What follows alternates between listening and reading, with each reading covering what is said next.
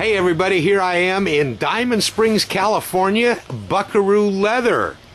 Everybody knows Buckaroo John brand, and he invited me today down to the shop to find out how the raw product turns out to be the quality horse tack that Buckaroo Leather is so well known for.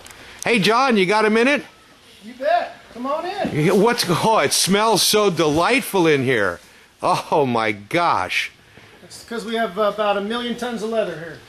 And again, I know this, but maybe everybody else doesn't. John, what is it that makes Buckaroo Leather unique?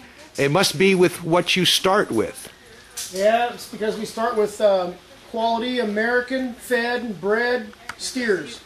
Now, this is what this big stack is over here, John? Yeah, that's all mostly Hermann Oak, Latigo, harness leather.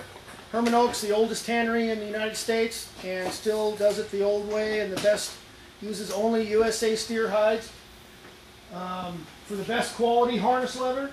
That's what they're known for. The harness leather we use is the old English style, originally made for harnesses to withstand weather and sweat, and it's got a lot of wild tallows and waxes in it to give it the supple feel. That's thick, John. That's an American steer hide. Right. I know you taught me that Hermann Oak does not use cow hides. Is that correct? And kind of tell us the difference here. That's correct. We did a blog post originally about a year ago on our blog that you can see Hermann Oak. We did an interview with the owner, Shep Herman of Hermann Oak Leather, and goes into great detail about the quality and why they use only USA steer hides and not cow hides. Now, you share with us real quick the difference between a cow hide and a steer hide. A lot of people may not be aware of that.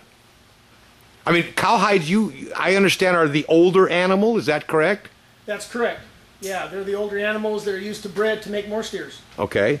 So the steer is basically a young animal, which means the skin, like young people, would be more supple, possibly stronger, have more elasticity. I mean, I'm stretching here, but... No, it's all true. Yeah, because you helped me with the interview. Yeah. So in other words, Hermann Oak Leather chooses American-raised steers to process their hides the way it's been done since, what, 1860 or so? Exactly.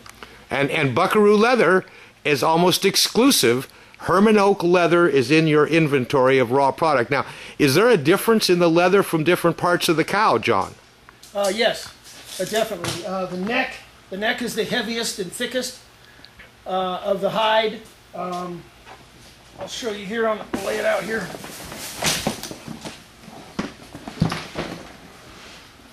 And that's what they use the tail end of the reins.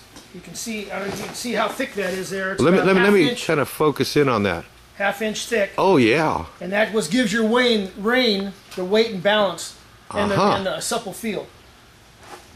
And that comes from what part of the hide again? The animal? The neck. The neck. Wow. And we only use backs.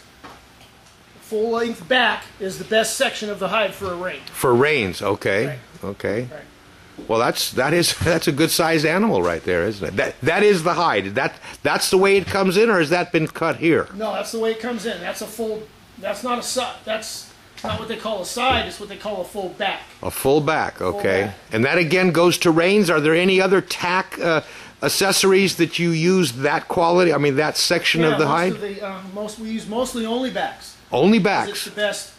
If you get a side down towards the belly of the leather, it gets a little bit flanky and a little bit soft, a little too soft. Well, there is a place for that leather, though, isn't there? Yes, as lining leather, and where you want to use a softer feel. Okay. Yeah. All right.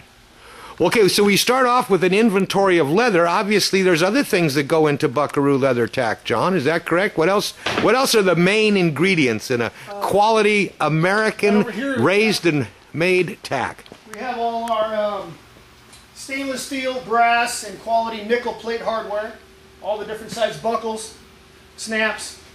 Wow. Now, obviously, you don't manufacture this. This is items that are made for your to your specifications. Right. Okay. Right. All right. What have you got here down on the table? This is just pieces that are getting ready to be processed? Yeah, this is some of our hand-tooled spur straps and slobber straps getting ready to be assembled, as you see right here. Okay. So there's a lot of, I mean, basically you have the hardware and the leather, and the rest is labor, right? Correct. I mean, just good old-fashioned American citizen labor right away. Okay, I noticed right here, though, one quick question.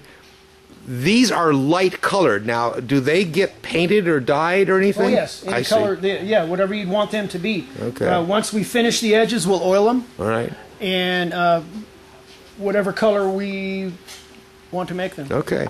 Well, listen, John, I'm going to come back in a few minutes, and maybe you can show us on another session how this stuff is made, okay? We're going to be back in a little while to Buckaroo Leather here in Diamond Springs, California.